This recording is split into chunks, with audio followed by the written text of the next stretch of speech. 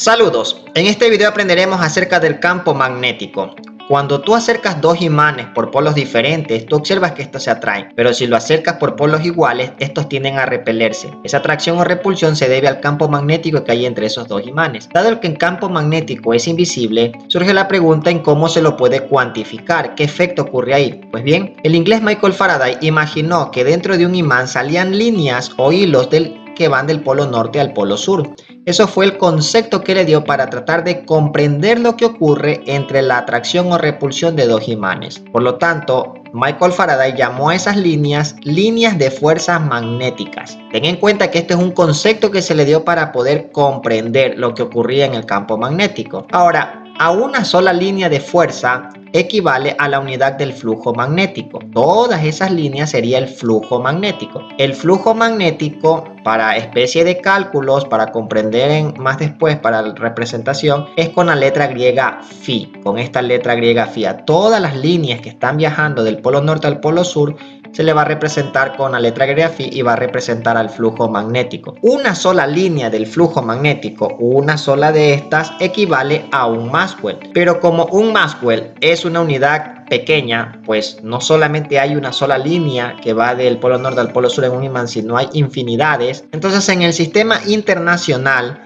se va a utilizar la unidad de medida de un Weber. Un Weber va a representar a 100 millones de Maxwell, o por decirlo así, 100 millones de líneas de flujo magnético. Anda concibiendo la idea de lo que vamos a comprender en esta parte del campo magnético. Líneas que van del polo norte al polo sur, con el objetivo de ver lo que está ocurriendo en ese campo magnético. Cuando tú acercas un imán a una barra de hierro, tú observas el efecto de atracción. Esas líneas que están aquí graficadas es la parte de la conceptualización, lo que se imagina que está ocurriendo. Las infinidades de líneas de fuerzas magnéticas o flujo magnético que está atravesando perpendicularmente a la superficie que está atrayendo, a eso se le va a llamar densidad de flujo magnético o inducción magnética. Este es el concepto que vamos a trabajar entonces en este video, inducción magnética. La inducción magnética no sería otra cosa que la región o el campo magnético donde el flujo magnético, las líneas, por decirlo así, atraviesan perpendicularmente la unidad de fuerza. ¿Cuál sería su ecuación? Sería inducción magnética, que está representada por la B, es igual al flujo magnético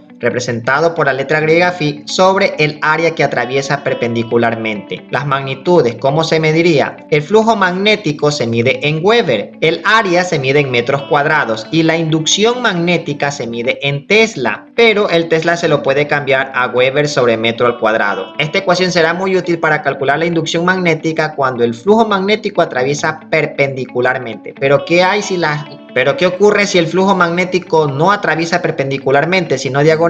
Aquí ahora utilizamos esta ecuación. Inducción magnética es igual al flujo magnético sobre el área por el seno del ángulo de inclinación con que están atravesando las líneas de la fuerza magnética, o el ángulo de inclinación como están ingresando el flujo magnético. Vamos a ver entonces un ejercicio. Indica: en una placa circular de 3 centímetros de radio existe una densidad de flujo magnético de 2 Tesla. Calcular el flujo magnético a través de la placa. Saquemos los datos. Primero me dan el radio, esto es de 3 centímetros. Aquí los centímetros, como tenemos el prefijo centi, lo cambiamos por la base 10. Sería 3 por 10 a la menos 2 metros. También me dan la inducción magnética, que sería 2 Tesla. Y aquí el Tesla lo estás cambiando por Weber sobre metro al cuadrado, la inducción magnética. Y me mandan a calcular el flujo magnético. Vamos a calcular. Para esto primero debemos despejar la ecuación, pues la única ecuación que se conoce es esta: inducción magnética igual a flujo magnético sobre área. Como quiero conocer el flujo magnético, el área que está dividiendo y está de más pasa al otro lado a multiplicar, quedando así área por inducción magnética igual al flujo magnético. Aquí aplico una forma de espejo, quedando la ecuación de esta forma. Ahora tengo la inducción magnética, que es 2 Weber sobre metro al cuadrado, pero no tengo el área, entonces toca calcular el área. Para calcular el área, como se trata de una placa circular,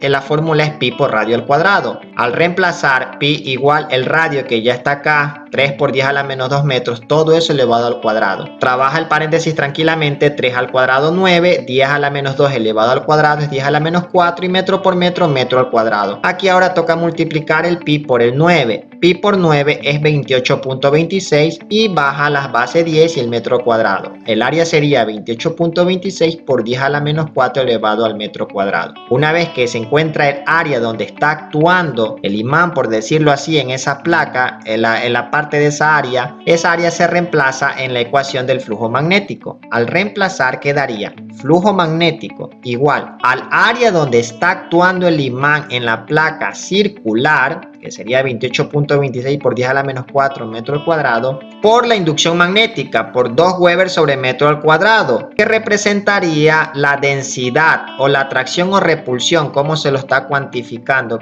Al simplificar metro al cuadrado con metro al cuadrado, ahora queda multiplicar 28.26 por 2 y el flujo magnético sería 56.52 por 10 a la menos 4 Weber. De esta forma encontramos el flujo magnético y aplicamos la ecuación de inducción magnética.